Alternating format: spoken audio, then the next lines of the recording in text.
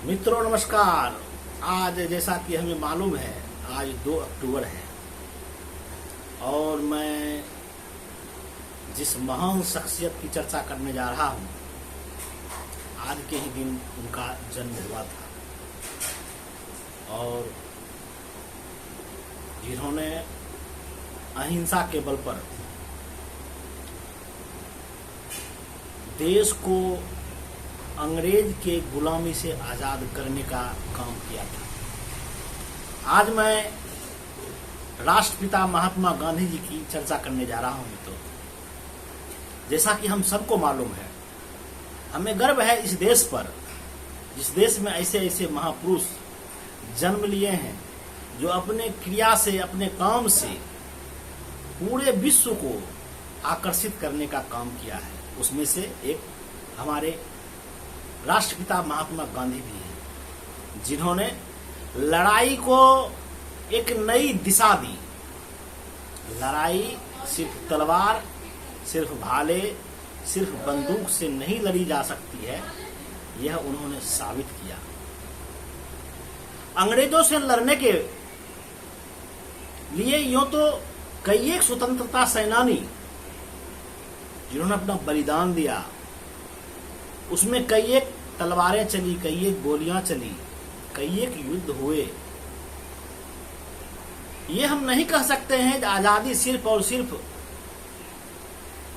बिना खून बहाए हुई, अहिंसा के बल पर हुई, लेकिन हम ये जरूर कह सकते हैं महात्मा गांधी जी ने जो रास्ता अहिंसा का अख्तियार किया वह दुनिया के लिए और खास करके अंग्रेज के लिए एक ऐसी अचूक अस्त्र साबित हुई जिसका उसके पास कोई काट नहीं था, क्योंकि वह गोली के जवाब से गोली के जवाब गोली से दे सकता था, लेकिन अहिंसा का जवाब उसके पास नहीं था, क्योंकि वह ताकत वह अपने गोली और बंदूक की तोप के दम पर इस देश को सत्ता में अपने अधीन किए हुए था।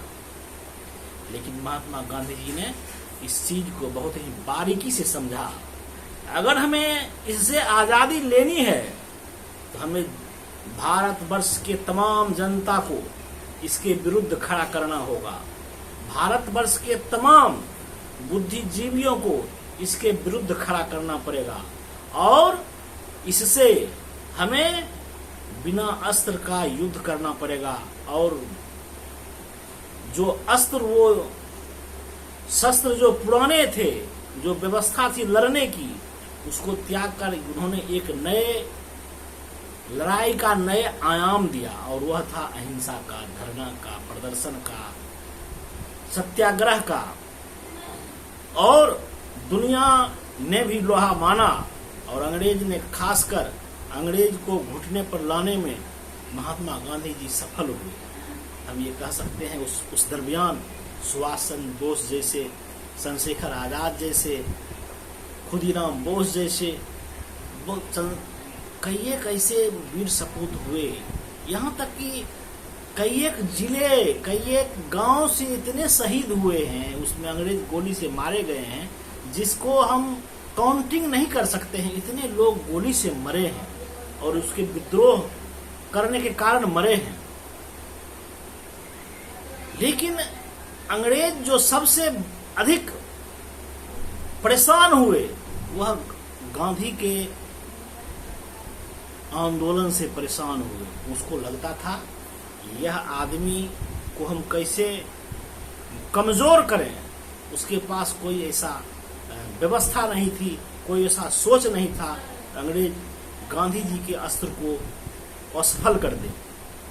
और उसी क्रम में देश की जनता ने भी उस समय के गुलाम भारत के कांग्रेस के अधीन लड़े जा रहे आंदोलन में देश के तमाम नेता एकजुट होकर, यूं तो और भी कई एक संगठन अलग अलग ढंग से अंग्रेज से लड़ाई लड़ रहे थे, लेकिन जो एक हम ये कह सकते हैं इस देश की आजादी में जो एक महत्वपूर्ण भूमिका निभाने वाली बात थी, उस समय कांग्रेस के अधीन जो एक युद्ध असहयोग आंदोलन का हो, भारत छोड़ो आंदोलन का हो, करो या मरो का आंदोलन हो, इस सभी तरह के आंदोलन में जिस तरह से महात्मा गांधी ने पूरे भारत में सभी बुद्धिजीवियों के साथ एक मजबूत लड़ाई लड़ने का काम किया और जिससे अंग्रेज को यहाँ से जाना पड़ा। और हम ये कह सकते हैं महात्मा गांधी का भारतवर्ष के लिए यह बहुत बड़ा देन था। महात्मा गांधी अगर चाहते व्यक्तिगत जीवन में तो वह एक सफल बैरिस्टर थे। उन्होंने एक अच्छी डिग्री लंदन में जाके लॉ का डिग्री हासिल कर लिया था। वो यहाँ पर प्रैक्टिस भी कर रहे थे। किसी कारणवश उनको दक्षिण अफ्रीका अपने कानून के एक लड़ाई में ही वहां जाना पड़ा।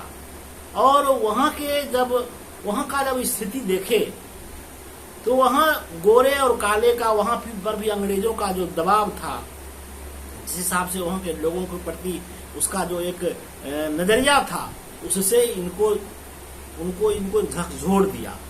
और वहां पर भी इन्होंने एक लड़ाई लड़ी और वह सही वहां पर जो उन्होंने लड़ाई लड़ी, वही लड़ाई जब वहां पर सफल हुई तो फिर उनको लगा जो भारतवर्ष हमारा अंग्रेज का गुलाम है, हम अकेले सफल हो सकते हैं, एक अच्छे बैरिस्टर बन सकते हैं, लेकिन भारतवर्ष अगर आजाद होना है, भारतवर्ष को हमारे जैसे जो भी बुद्धिजीवी समाज में हैं उसको एकजुट होकर इस देश की लड़ाई में कूदना पड़ेगा।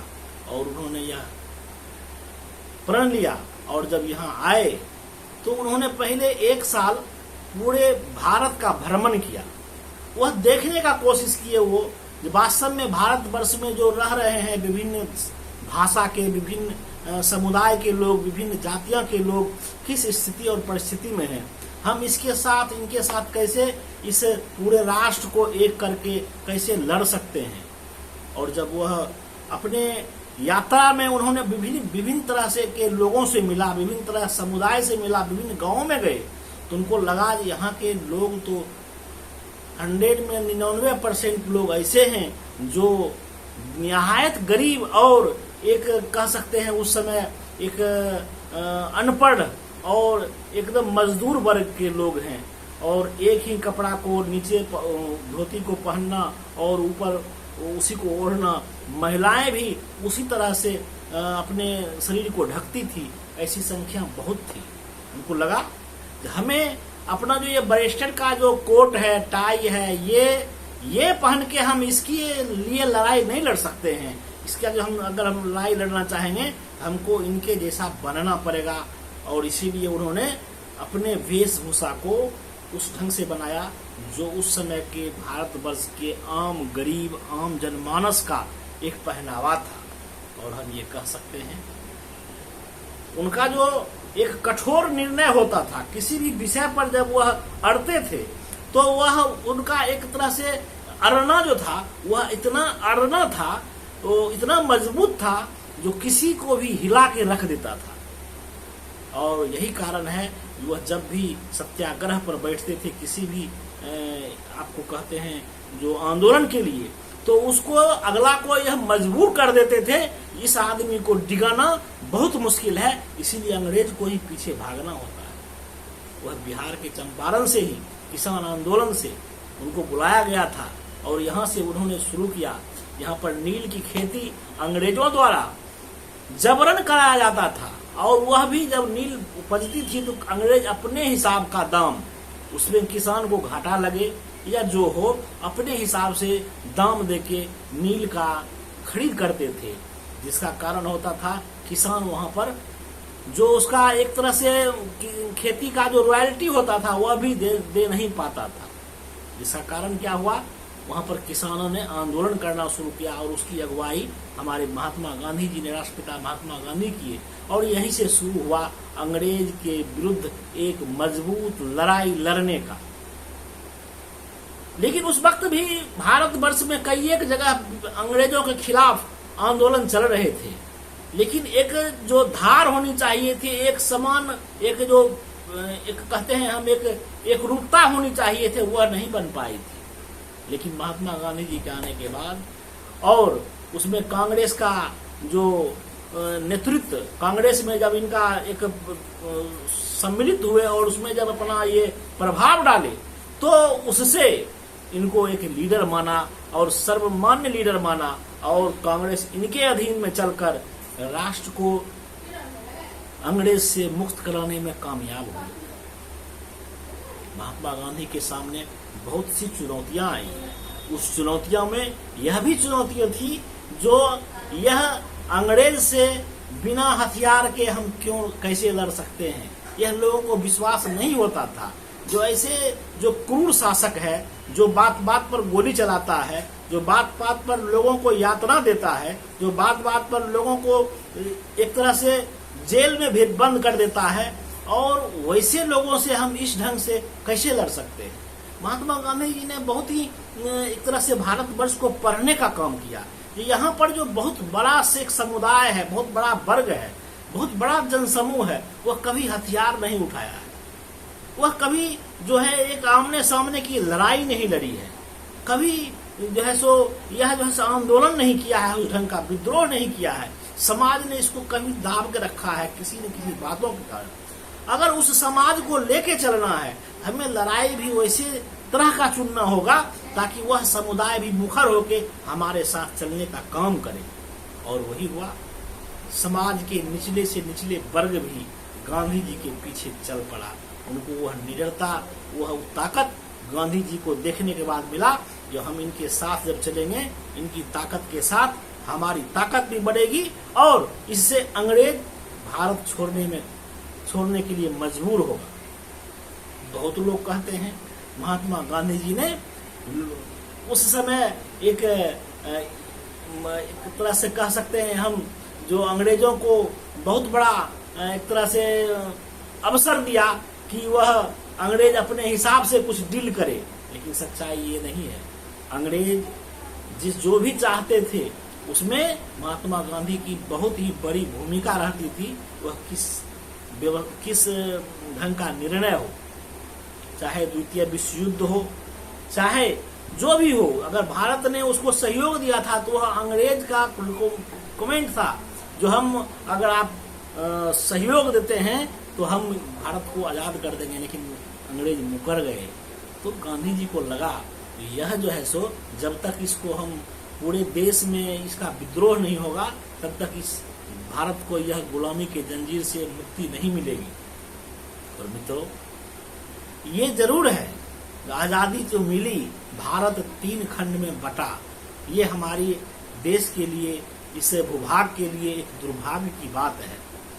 लेकिन हम ये कह सकते हैं, महात्मा गांधी जी ने भारत को जो दिया, वह दिया एक संपूर्ण राष्ट्र। जो छोटे छोटे राज्य रजवाड़े में बटा हुआ समाज था, कई कुरीतियों से बंधा हुआ समाज था, आम जनता इसमें पिसे हुए थे, उसको दूर करने का एक साथ कई एक लड़ाई उन्होंने इसमें लड़ने में कामयाब हुए। और वो देश को आजाद तो कराए ही,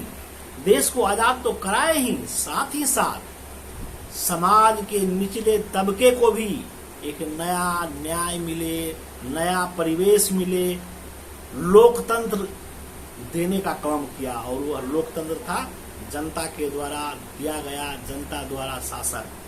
ये एक बहुत ही अपने आप में एक बहुत बड़ी खूबसूरती देने का काम किया, जो आज हम किसी भी समुदाय से हैं, किसी भी वर्ग से हैं, हम एक शासन वर्ग जो एक अलग हुआ करता था वो न करके हम हर कोई अपने आप में एक शासक बनने का अधिकारी हैं। और यह जो है लोकतंत्र की खूबसूरती है। मैं बहुत बातें नहीं कहते हुए राष्ट्रपिता महात्मा गांधी को विनम्र श्रद्धांजलि देते हुए अपनी बातों को समाप्त करूंगा। और आप लोगों से भी यह आग्रह करूंगा, राष्ट्रपिता महात्मा गांधी ने जिस हिसाब से इस देश को निखारने और सजाने संवारने के लिए, महात्मा गांधी जी ने अंग्रेज की गुलामी से हमें मुक्ति दिलाई और एक स्वतंत्र भारत हमें देने का काम किया। इसके लिए हमें उन्हें बार बार नमन करना चाहिए, बार बार उन्हें हमें एक श्रद्धांजलि देना चाहिए, बार बार उनकी बताए हुए रास्ते पर चलने का प्रयास करनी चाहिए, ताकि हमारा जीवन भी उसी मजबूती के साथ विद्रोही कोई भी मुश्किल घड़ी में खड़ा हो सके, डट के हम खड़ा हो सके। मैं इन्हीं चंद शब्दों के साथ अपनी बातों को विराम देता हूँ। जय हिंद, जय भारत, नमस्कार।